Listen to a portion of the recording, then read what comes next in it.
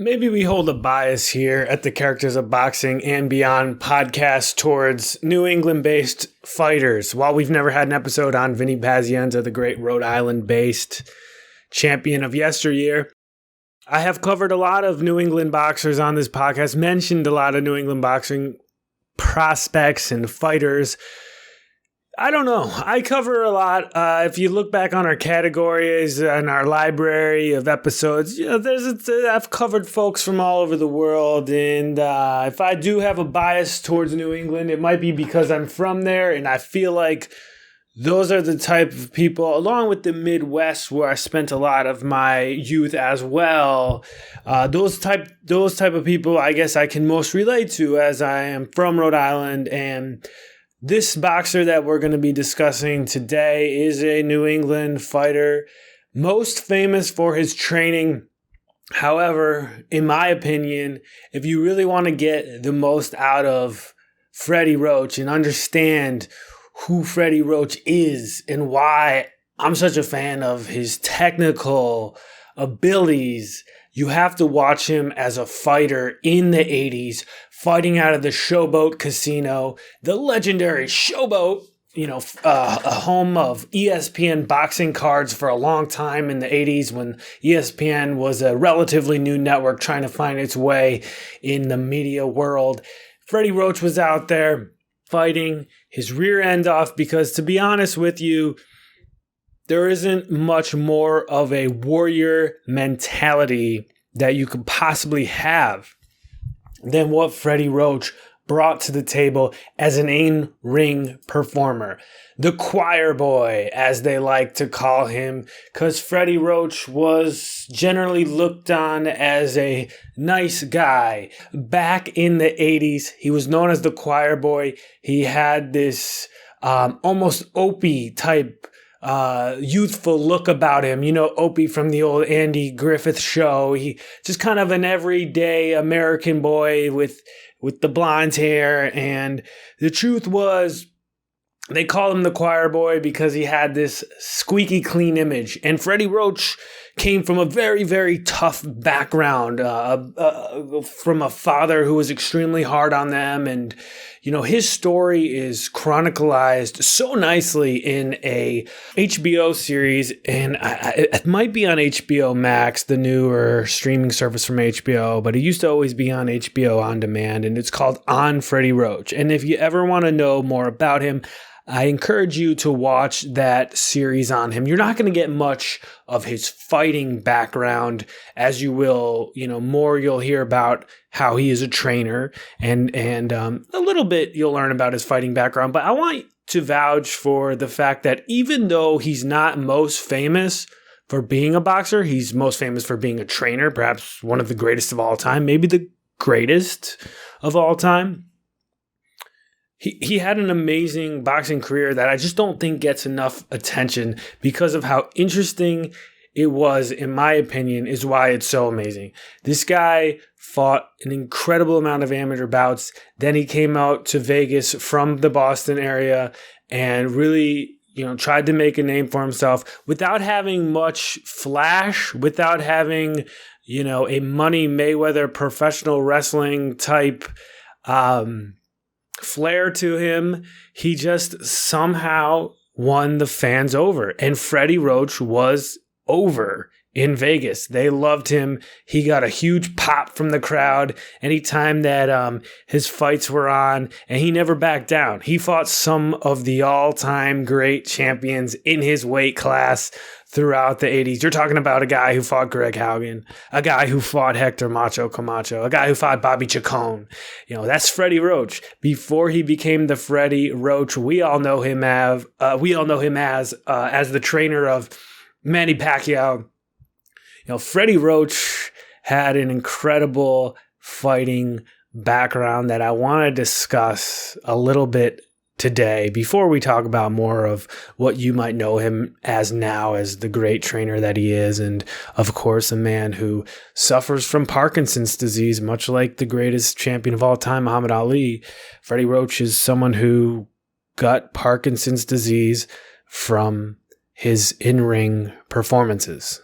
which is nice about boxing is, it may have causes Parkinson's, but it's also something that he uses to control his symptoms, because when he's in the ring training and he's working on his hand-eye coordination, the symptoms, the effects of Parkinson's disease, the shaking, it's under control a lot more when he's out there active.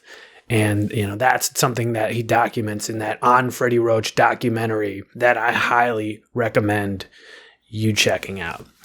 If you want to tell the story of Freddie Roach as a boxer, as a fighter, as a man, in my opinion, it all starts with the great Eddie Futch.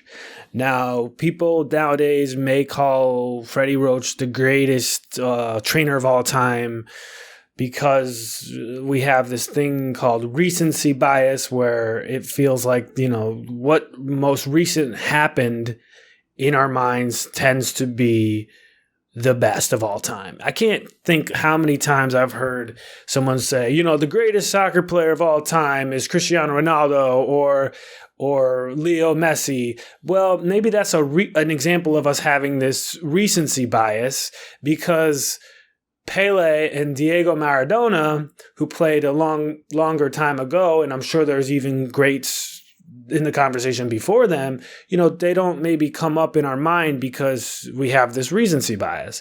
So I think if anyone's ever going to say that Freddie Roach is the greatest of all time as a trainer, that might be an example of recency bias, because if there was no Eddie Futch, there is no Freddie Roach. I think it's safe to say that everything about training and everything about, boxing that allowed Freddie Roach to become the great that he was in the ring and also as a trainer is owed to Eddie Futch. He got him over the top. Sure, Freddie Roach learned how to box from his father, Paul, in New England. But when he met up with the great Eddie Futch, that is when Freddie Roach really turned the corner and became the all-time great trainer that he became, and certainly was the reason why he was able to get such a pop from the crowd when he took the ring in the Showboat Casino, and why his fights were consistently televised.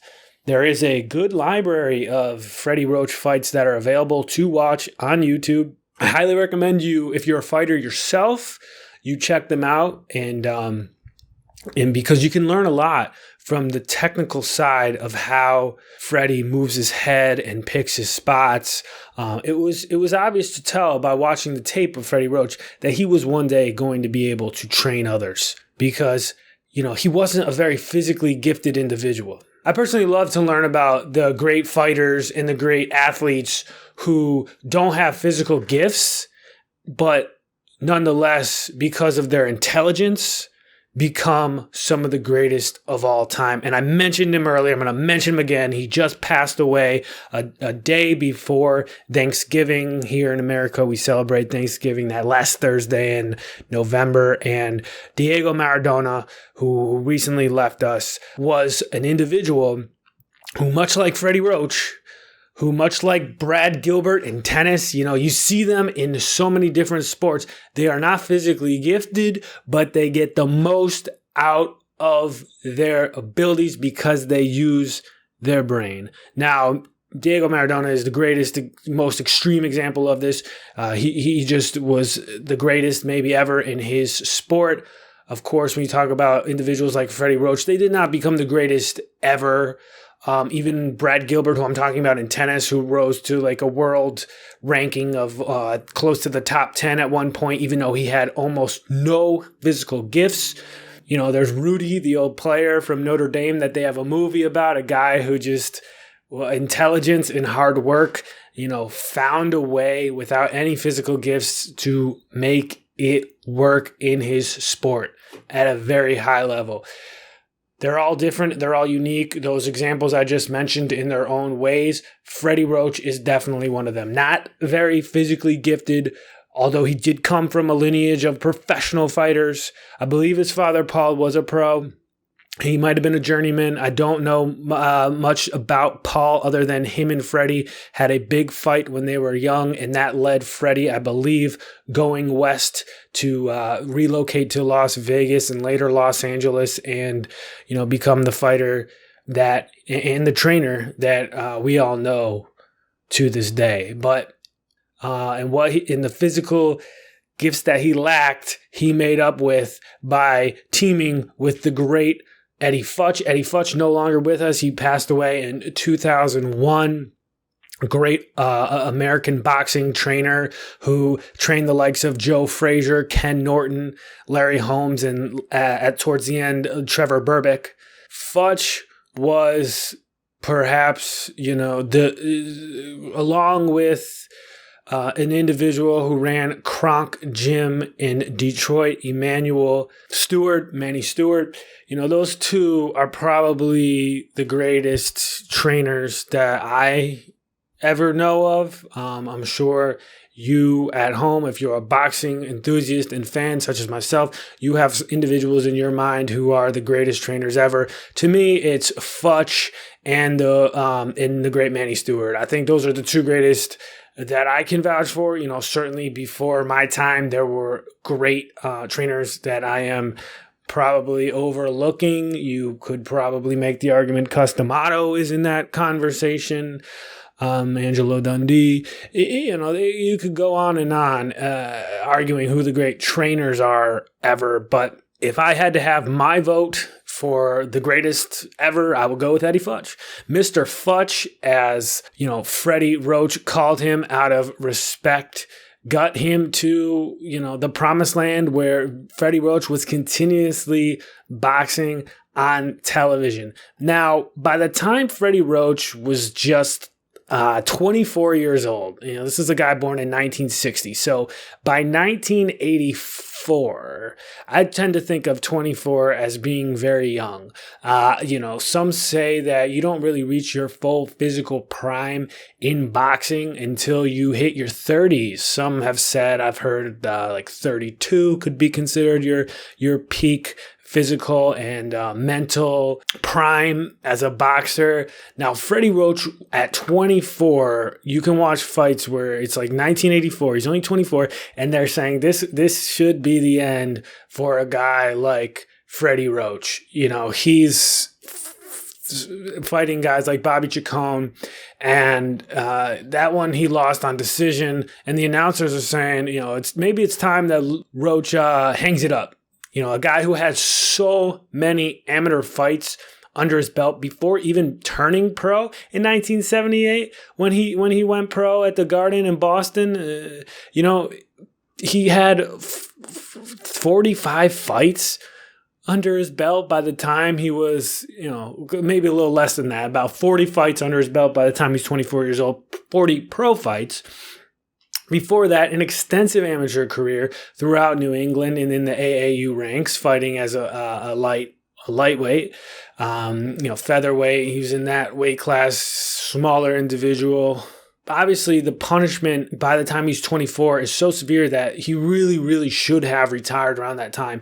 Of course, he doesn't, because he is a fighter through and through, and like different professions, comedian comes to mind. Any real athlete comes to mind as well. A lot in show business. They only really know how to do one thing. Freddie Roach really only knew how to do one thing great, and that was fight. And you see that. It's like, what do you do if you're forced to retire at 24, which he should have done, and he did not retire at 24. A lot of people don't know. It's like coming out of prison. What are you supposed to do with your life? You don't really necessarily have any other skills other than being a pro fighter. And I think that's what led Freddie Roach to keep fighting into his mid-20s when he should have hung it up around the age of 23, 24. It's crazy to think someone would be retiring at 23, 24 when that's a lot of times guys are just starting to hit their prime at that time, if not even that. I mean, look at a guy right now from the town I record this in, Baltimore, Maryland, Tank Davis. He's like born in 1994. The guy's, I think, 26 years old, and he's just now becoming the sensation that he is.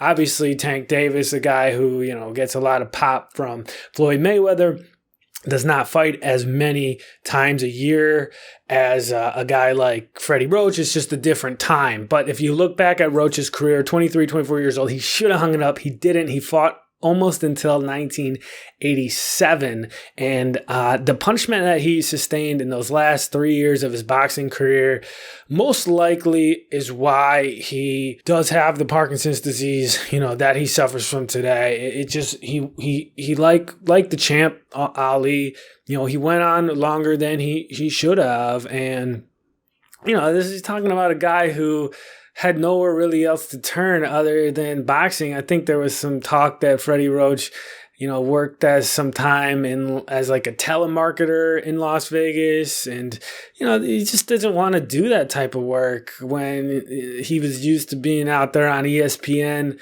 fighting for, lightweight titles. So he hangs it up after suffering some pretty brutal losses to, guys like Greg Haugen. Greg Haugen put some punishment on Freddie Roach. If you ever watched that, it's got a lot of views on YouTube. From the Showboat in '85, going against Greg Haugen, he gets knocked out. One of the few knockouts he suffered. This is a guy that was not knocked out easily. Freddie Roach, tough as nails, going the distance, although it was only 10 rounds, but still going the distance with Hector Macho Camacho. And he went the distance with Bobby Chacon as well. So hangs around the game too long, but can you blame him? Luckily, which he should have done sooner, but it's not always that easy to make these decisions while life happens. It's extremely easy to sit here as an armchair quarterback, a Monday morning quarterback, and say, yeah, you should have done this, that, and the other thing, and he'd be all right now. But the truth is, it's just really not that easy to make those decisions in real time while it's happening. However, he does make the right decision of becoming a trainer because he has this gift to be able to coach, and he turns his life into training fighters. And that is when he starts to really turn the corner. And I think by the time we hit the 2000s, pretty much everyone kind of knew Freddie Roach as this great trainer, and he would, of course, work with 8-division world champion Manny Pacquiao. They had a short split, and then they did get back together in time for Manny Pacquiao to beat, in one of the career highlights of Manny Pacquiao, in his last fight as of 2020 against Keith Thurman at the MGM Grand Garden Arena in Las Vegas in July of 2019. And, he worked with a ton of other great fighters in addition to Manny Pacquiao. You're talking about Miguel Cotto. Most recently, he's worked with Julio Cesar Chavez Jr. The legend rolls on. And Amir Khan, and he's also worked with Georges St. Pierre, one of the greatest ever mixed martial art champions. Of course, he was Georges St. Pierre's stand-up combat coach. We mentioned that fight against Keith Thurman just a minute ago, and I was there in Las Vegas that weekend that those two fought. I was staying at the MGM hotel during that fight, and I was walking through the lobby of the casino, and I saw Freddie, and I said, "Hey, Freddie, how are you?" and shook his hand as he's always around, and that wasn't the first time I've met him. Now, Freddie Roach, I've met a lot of fighters in my day, a lot of guys around the sport in my day, and I'm always happy when I see Freddie Roach because he is a guy that will always make time for you. I don't I don't necessarily need anything from him. I'm not here sticking a microphone in his face, asking him to do an interviews like you'll see a lot of him on YouTube. Guys will just come up to him and interview him, and he usually obliges them. But, anytime I see Freddie Roach, he's just always been so nice and wonderful and willing to oblige with like a photo if I've asked that. I think the first time I met him, I wanted to get a photo. Of course, he said he was totally cool with that. And he'll make time to talk with you as well. I know that the other times I met him, other than when I was in Las Vegas at that fight, was I seen him at his Wild Card Boxing Club.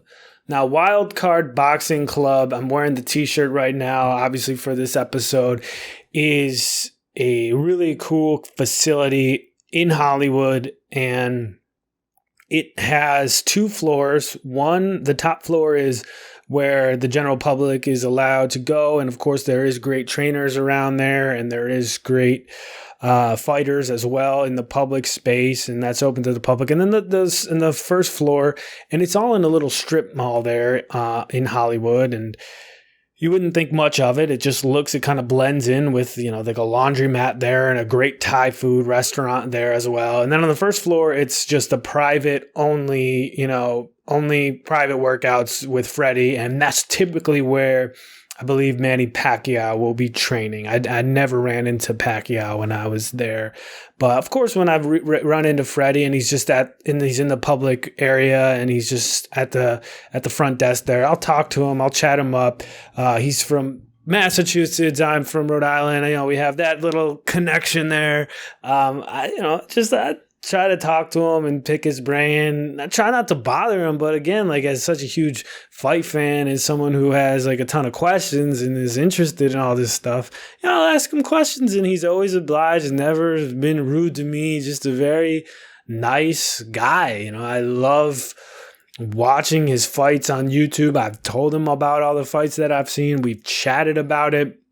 His sister works the table as well. She's always wearing like a Boston Red Sox shirt. So I'm always talking to these people, and they've just never been anything but welcoming and nice to me when I go in there and I train. It's just a really warm feeling that I get, and that's why so many people who are involved in the sport of boxing, really find that camaraderie from it. And Wild Card Boxing Club is a great example of that kind of that fraternity of what boxing is all about, and why it is it really makes you feel at home, and that you're a part of something bigger than yourself when you're engaged in the sport and when you're training in the sport. And I think Wildcard Boxing Club does such an incredible job of demonstrating that. And it's a world-class facility that he's built and that he owns and that he runs. And it's tough because in 2020, we see, especially in California, where there's a lot of things that they tend to be closing down things before other places. And Wildcard Boxing Club has not been open, and I'm not sure if it's going to survive COVID. I'm speculating. I don't have any inside information. I don't know anything about this, but it would be a shame if Wildcard Boxing could not survive this COVID environment. And I don't have a comment on what one way or the other what should happen with it, but I can only speculate that there's a lot of great boxing gyms in this country and throughout this world that might not survive this COVID outbreak. And I really hope, I do know Wildcard is currently closed to the public. I really hope that some way, somehow, that place can get back on its feet when hopefully we get some sort of new normal that returns to this country and to this world. So, Freddie Roach's brother, Paul, who is also a former fighter, passed away in 2009, very, very tragically, very young age. I believe it was a heart attack. And his other brother, Pepper Roach, is a trainer who is also a part of that scene out there. He's a part of that scene at the Wildcard Boxing Club. And Pepper Roach, for anyone who's ever met him, knows that he is an all-time great character. He is, one of the best storytellers, one of the most interesting people you'll ever meet, Pepper Roach. Pepper Roach was a trainer, a fighter as well. spent time in prison. I don't remember or know why Pepper Roach went to jail, but he was in Justin Juco's corner when Justin Juco fought Floyd Mayweather Jr., and that was a great fight. Although Mayweather won in a stoppage, Juco, a tough hombre, gave him a lot of trouble. And Justin Juco is a trainer there as well. He has trained me. I did enjoy my time, and I vouch for working with Juco. If you can get a chance to work with the Ugandan Giant. What was his name? What was his nickname? The Ugandan Destroyer. That's what they call Justin Juco.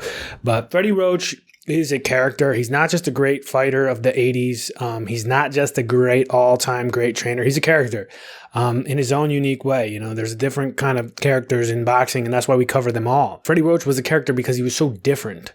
Now, when people were trying to hype themselves up before fights, or when fighters were talking about when they're in their post-fight interview, a lot of bravado tends to take place. You know, a lot of ego, a lot of talk about how they're the greatest or whatever, which is natural. You'd see that in a sport like boxing. But Freddie would be very honest in the assessment of his fights, and he would criticize himself when criticism was needed.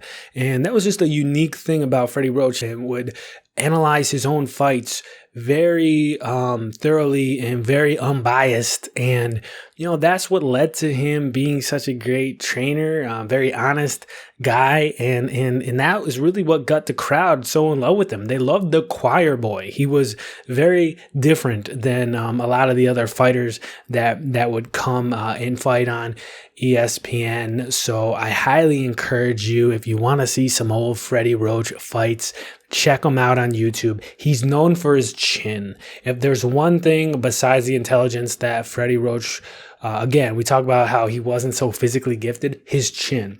He could take a barrage of punishment and he wouldn't go down.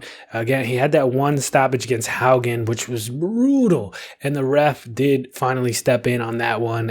He asked him, you know, where are you at? You know, trying to see if Freddie was mentally able to even keep going. Where you at? Where you at? You know, not usually they say, how many fingers am I holding up? The ref asks him where he's at, and Freddie yells out, Showboat. And he was correct. They were at the Showboat. And, you know, Freddie, awesome dude. If you ever get a chance to meet him, just a completely nice dude and an awesome guy, great for the sport. And I wanted to cover him on the Characters of Boxing and Beyond podcast because he's more than just a great trainer. He was a great fighter throughout the 80s. That's right, a great fighter, because he got so much out of his limited physical abilities, and he did that through being intelligent and by having a great chin, something you could never teach, because that's the true test of a warrior, of the fighting spirit of a great boxer is their chin. You know, because you can't control a lot in the game of boxing, but you can control how bad you want it, and that's exemplified by a great chin like someone like Freddie Roach had. Thanks for listening to today's episode. Be safe and be well, everybody.